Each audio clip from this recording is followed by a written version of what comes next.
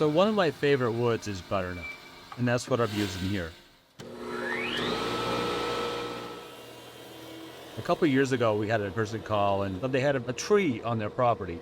They didn't even know what type of tree it was. When I went up to look at it, it was covered in burl. It was the coolest looking tree I've ever seen.